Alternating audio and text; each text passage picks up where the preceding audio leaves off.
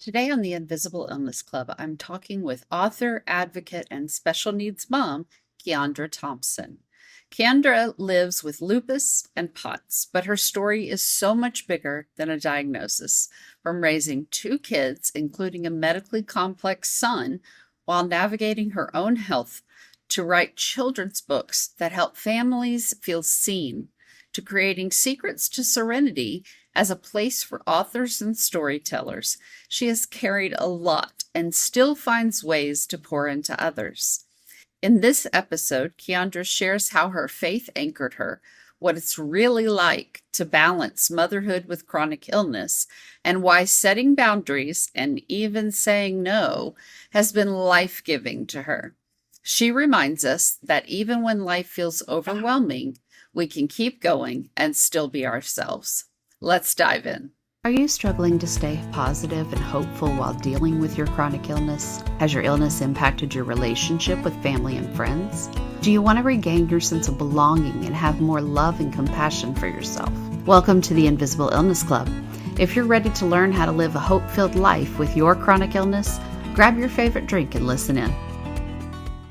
Hello, Keyundra. I am so glad you're here today. I hope that you are having a wonderful day so far.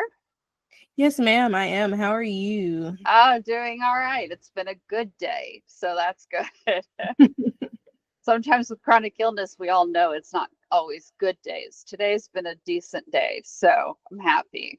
Yes, I can understand. Yesterday was one of those days for me. I get it, right? Well, I would love to start with you sharing a little bit about yourself and the work that you do through Secrets to Serenity. Yes, ma'am. I am a mom. I'm a mom of two. I'm from small town Arkansas. I Uh, like to say the big small town of Gurdon. I'm a very, very southern country girl. uh-huh. Um, I am a special needs mom. My Okay. youngest was born. He's one of those COVID kids that the teachers are preparing to have this year. Yes. He was born smack dab in the middle of COVID in 2020. He was born 5 weeks early Wow. um, with a list of medical complexities. And as he got older, we also learned that he has autism and ADHD. So that keeps me on my toes. My daughter thinks that she is the next Simone Biles. She really keeps me on my toes. I But love it. after dealing with everything from being an ABA therapist and working in a behavioral clinic, I got to see things at a different lens. But Right. becoming the mama on the other end of the diagnosis, it kind of switched my gear. And like, I've always been an advocate for special needs families, but when it hits your household, it pushes your drive a little harder. So I wrote my first children's book called Zaire's Big Feeling About Feeding, and it Aw. talks about my son in a week of feeding therapy because he has sensory aversions due to his autism. But we also have some PTSD trauma with feeding due to the overwhelming medical stuff and number of surgeries we've had. He's 4 and he's had 14 surgeries. Oh, wow. So yes, and I did not think that it would be like this big of a turnout, but I have like enjoyed hearing other people come to me and share their stories. So I decided to like push Secrets to Serenity a little further and just make a whole business out of it to where I advocate, I write more books, life coaching from the therapist's point of view and like from the parents' point of view, because we need a village. Like they say it takes a village to raise children, but we need a village ourselves. No kidding. Well, goodness, you have worn many, many hats. I mean, author, life coach, educator, entrepreneur, mom, Yes. special needs mom. That's a whole different hat. So obviously, probably you're going to tell me the answer to this question is being mom first. But which of those roles came first for you? It is definitely being mom, and that started before I was a mom. And it's because I have Oh, younger siblings. I get to be the crappy older sister. My sister is closer to me in age, and it's weird because there's an age gap between me and my brothers. Now, some of the mhm. co-workers that I have in public school either taught me or taught my siblings. And the ones who taught my siblings were like, we didn't know there was another one. And I have to say, my mom just decided to wait long down the road before they had the other ones. But my brothers would always say, even though we had mom and dad in the house, Keyundra was more of mama number two. Ashley was the big sister. She was the mama. So I guess just destined to be. I am the oldest sister too, so I understand how that goes. Yes. So let's talk a little bit about you personally. You live with lupus and POTS. Can you Yes. share when you got this diagnosis, how you were diagnosed, that journey that you've had? Yes, ma'am. It's been a long, long road. I started having symptoms as early as I can remember, was maybe about ages 8 or 9. Wow. And my body would just like shut down and lock up. And being a kid, I remember the one thing that I would do, and like the first scary episode that I remember having, I'm a big tomboy still. I was real tomboyish. I like to be outside and play. We stay in the country. I remember being outside at my grandparents' house, playing, just doing some stuff. It was summertime. And I got overheated. And I would run in the house and just lay on the bathroom floor because it was so cool. And like I would get dizzy and lightheaded. And then about a couple of months after that, it was the fall, and we have our little town's festival. And I remember getting lightheaded to the point to where I almost fainted there. And being a kid, it kind of scares the adults in the family. Like, you're like, why is my child having these sick spells? And my muscles would lock up and tighten up to like you could literally see like the swelling as a child. So we went through like that extensive running test, going to children's. And then as I got older, it kind of went dormant. And I kind of knew that like, if I said I'm sick, my mama and my grandma, they're not going to let me play sports. So I would just like, when my parents would look at me, I would tell them I'm okay. Just push through it. And then after I ended up pregnant with Zaire, all the symptoms started coming back even harder. And my whole pregnancy, I was sick. It was very traumatic. I ended up having a placental abruption with him. And I remember, the last thing I remember was the doctor telling my mom she could come in because they had to do an emergency C-section, but only one person could come in. And of course, her being my mom, she was like, sorry, it's me. This is my child. That's right. But then they came back out and they told her, no, things are too bad. We need to get her back there. And the last thing they said before wheeling me back was, there's a 50-50 chance. You're going to have to choose. And before she could answer, I told them to focus on taking my baby. Of course. As a mom, I knew I would do everything I could to get back to his big sister. I just wanted them to focus on him. But after having all of his medical issues, my body still wasn't functioning right. So I went to the doctor because I was having chest pains and dizzy spells. My PCP sent me to a cardiologist, and they asked how long had I been having these dizzy spells. And I was like, about some years now. And then he looked at me, he said, how long have you been dizzy now? Yeah. And I kind of looked at him like, how do you even know? And he was like reading the little machine. And I was like, about 2 days. So I did the tilt table test. Come back, I have POTS. But then like there were other symptoms, and my doctor was like, I need to pull your files from when you were a kid, because there's just something here in your lab work that's just like alarming to me. And she was like, I'm sending you to a rheumatologist. And after they did like about 6 rounds of blood tests where everything seemed normal, it was just inflammation, something popped up to where it was like antibodies, and they were like, yes, you have lupus. And POTS is something that was like, we knew it wasn't there by itself. There had to be something else triggering it. And I was like, oh, so all this time I've been living with it. But it made sense because I have family members who also have lupus. Oh, wow. Okay. Yeah, that's, it's not, well, it's more common now, but it was not as common when you were a kid for a child to start exhibiting symptoms of an autoimmune disorder. That's something that's just now becoming more common, but for a long time, we didn't see that until teenage years or adult years when something would trigger that. And so now we're seeing more and more, of course, because of, well, we won't argue the reasons, because I got a million opinions on that one. But yeah, so it's interesting that you have been living with this for so very long. Um, what was one of the hardest parts of living through this that people didn't realize? There were times where I played basketball. Mhm. But there are times I remember being a kid and not like wanting to be sitting on the bench or not wanting my family to say it's too much for you. So I would push through.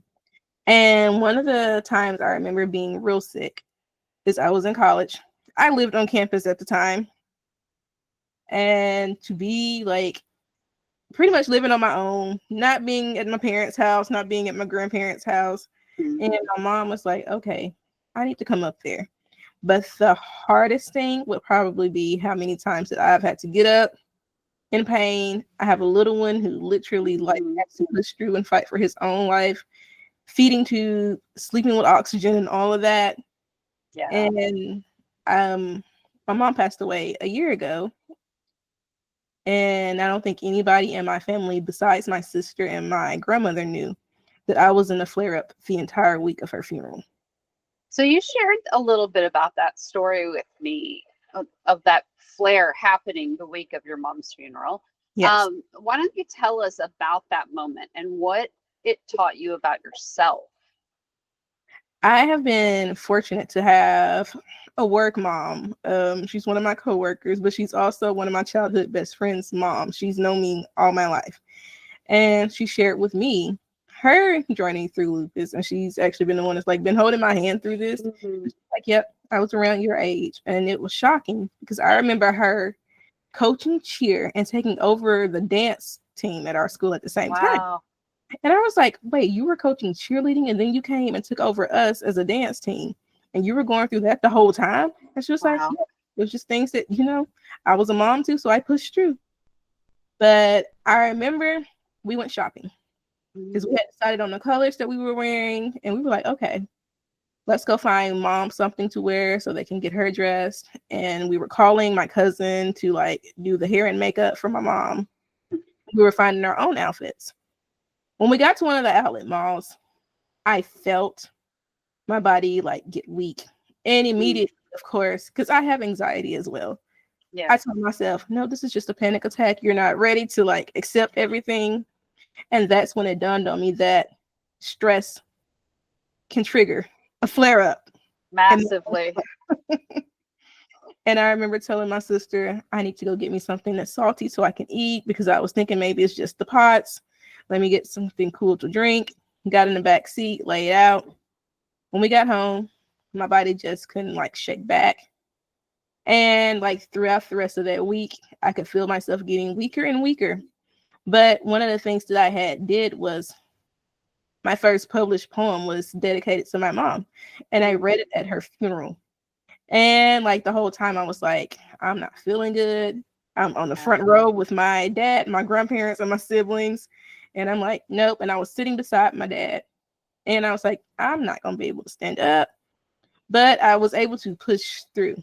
And it was after like the whole family ate and we came back to my grandparents' house, I just crashed. And I was like, okay, I need to mentally rest so my body can heal. Yeah, that's first of all, I'm very sorry about losing your mother. That it's an interesting thing that a lot of us, especially when you're older and you have children and you have, you know, a life outside of, just your chronic illness, we really do push through a lot more than we probably should. Yeah. I am very bad about that. So I totally understand what you're saying because I mean, I was a single mom for almost 18 years. And I didn't know I was dealing with chronic illness at the time, but I was. And I would just push through everything because what are you going to do?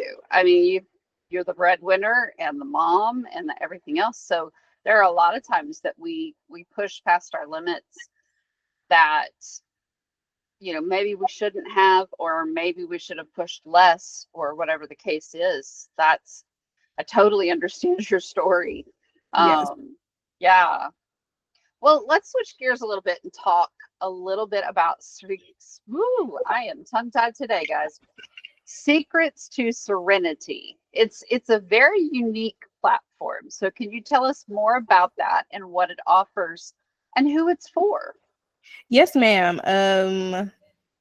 I started it as an online bookstore because I noticed that a lot of authors like myself, when you're starting out, and I'm blessed to have like a great publishing team behind me, a publisher who works as a mentor, but a lot of people who I have known personally that has gone the indie route as authors, they don't have the platform or the people behind them to push their work.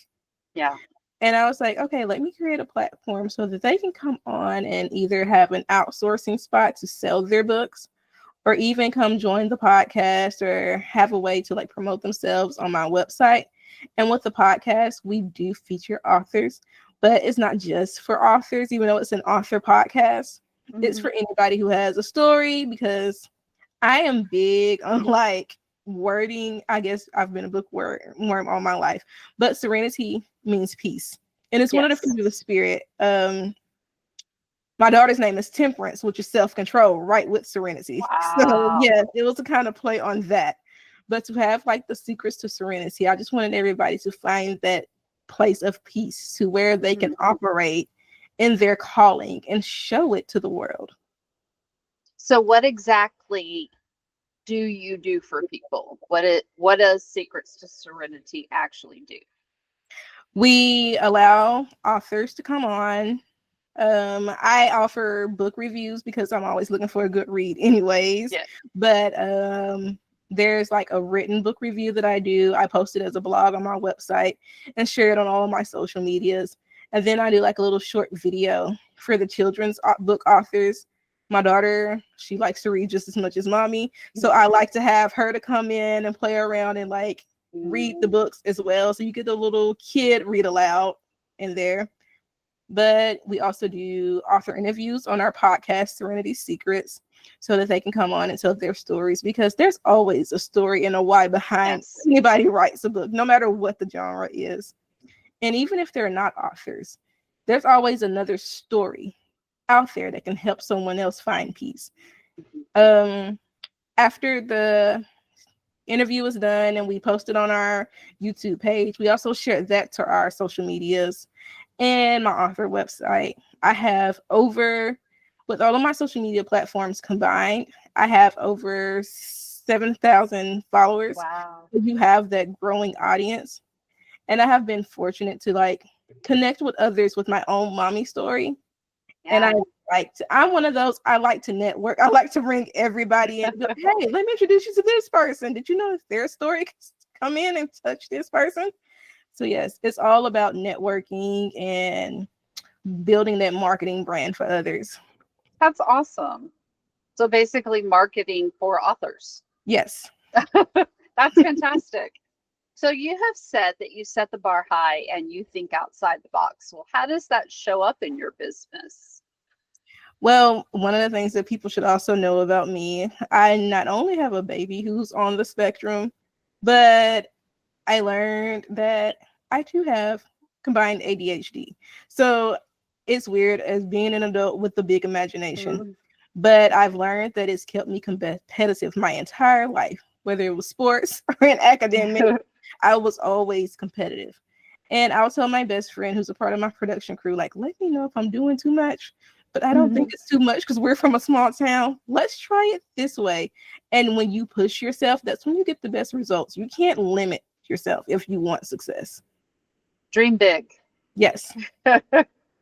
So why do you find it important that we create a space, not just for authors, but even with what I'm doing, with other people are doing, for anyone whose story can bring peace to someone else?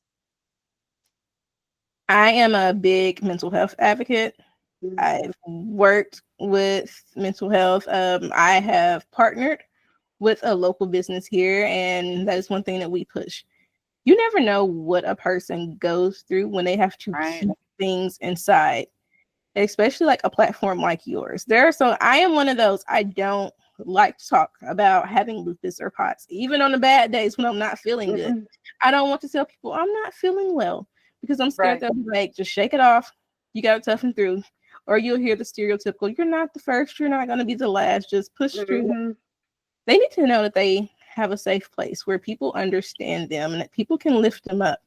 And you can learn so much from somebody who's lived with it longer than you. They might have answers to questions that you need, or they will tell you what questions to go in and ask. Yes. So very important.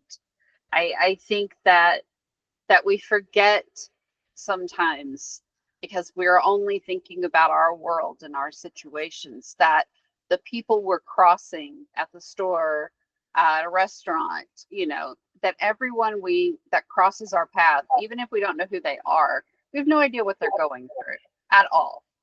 And one of the things that I know this is living with chronic illness has taught me is to be a little more cognizant of that, to remember that more, that people are going through something I don't know about because I am and they don't know. Yes. And I think that is very important for people to understand, because especially today, like, you see a lot of people, the mindset of being for yourself has changed society, and there isn't enough love or compassion for each other in the world. And we need those secret spaces to where somebody can be like, you know what? They were bold enough to speak out. Let me speak out. Or she was brave enough to go chase her dream. Let me go chase mine. I agree wholeheartedly. So how do you balance being a mom to medically complex and special needs child, working, managing your own health? How are you balancing all that? What boundaries do you set in place to make that possible? Amid plenty of nights crying and feeling guilty, because mom guilt sets in a lot. But I've always been the go-to person. So I feel bad when I have to, I don't like rejection. So when I feel like I've rejected someone else's needs, I feel bad. But I have learned to say no.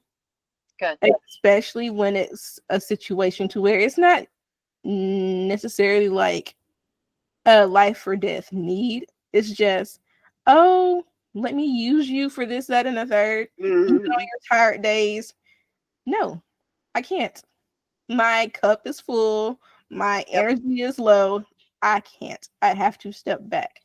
And I have learned to allow myself to rest, which is still a hard thing for me to do, because I feel like I have to do so much, and I feel like I'm not accomplishing my goals when I have to rest. But this summer has been one of those things for me to where I've had to shut down on days and be like, let me rest before my body shuts down on its own. Because if I don't get my rest, it's going to rest one way or the other. Yeah, true. So very true. It has been a little bit harder summer for me too. And I'm wondering if that's something that a lot of people in our situation, with chronic illness have found, that it's just been a harder summer. And to your point of saying no, I've said this before, I will say it again till I'm blue in the face. No is a complete sentence. Period. End of story. So your no does not have to be explained to anyone.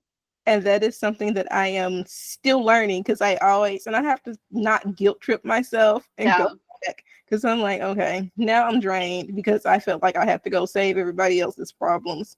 Yeah.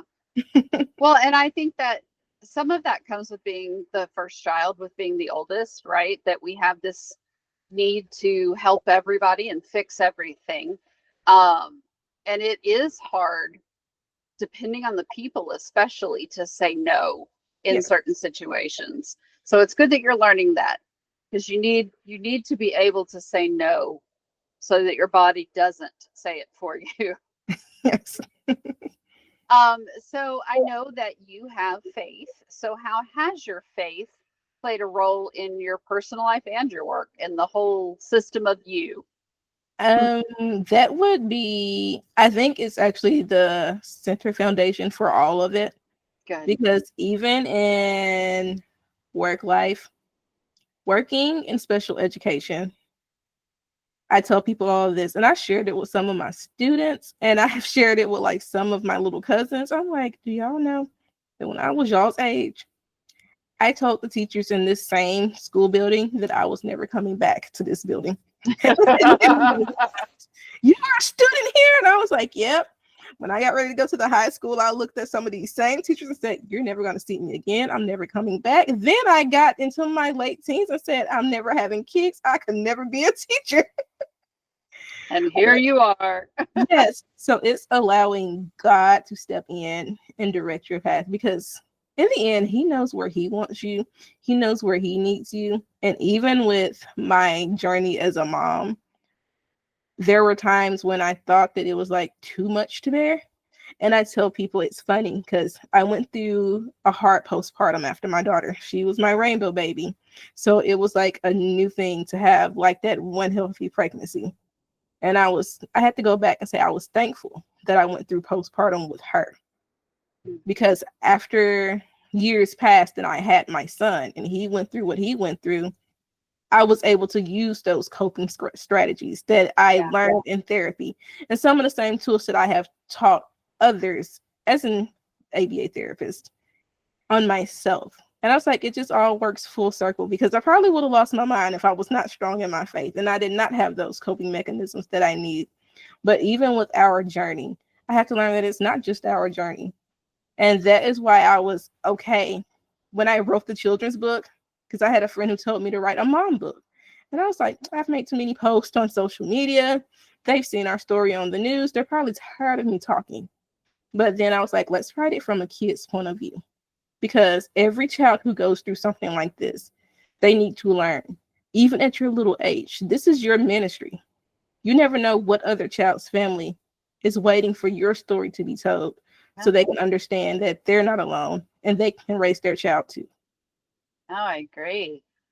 I have several books about living with chronic illness for children that I'm going to be going through and hopefully getting to talk to some of those authors, because I think there is a lot to be said about taking it from the child's view. Yes. What's happening to them, what's happening to you, how they're, how they can cope with it. It's just a really neat thing that God called you to do. Have you ever found yourself wrestling with your faith in the middle of some challenge or flare or anything like that? There was a time when I had to get out of my own head. Because it was one of those, my son, he's neutropenic as well. So that immune system of his is like, anything that's in the air, he got it. And it's going to hit him 10 times worse than everybody else. So having his own chronic illness, then me dealing with mine, and I have lupus, so my immune system is not big either. So we're both just like two little bubble babies wrapped in the house, especially during cold and flu season in the winter. And I was like, I can't do this. I'm tired. I don't want to pray. I just can't do life. Right. And I had to like sit. And that's when I learned that it was okay for me to sit and soak and understand my own feelings. It was okay for me to have those feelings. Yes. But it was how I got up in the end after having those feelings.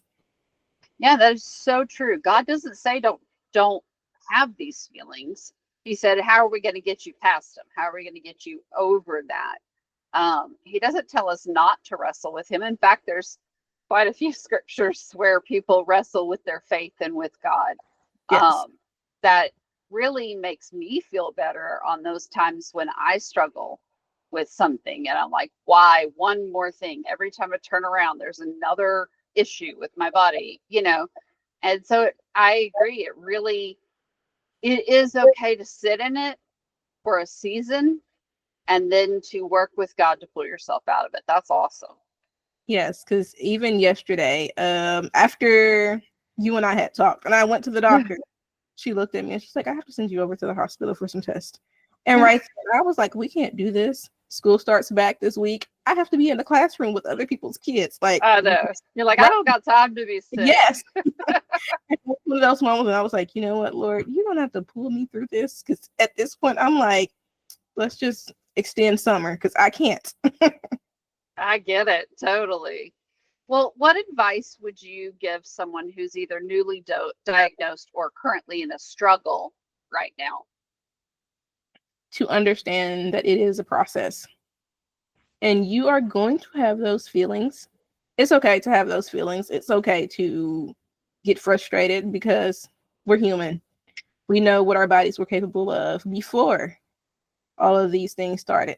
But even in that process, find your tribe, find your people. I love the fact that I was able to connect with people through Facebook and social media groups.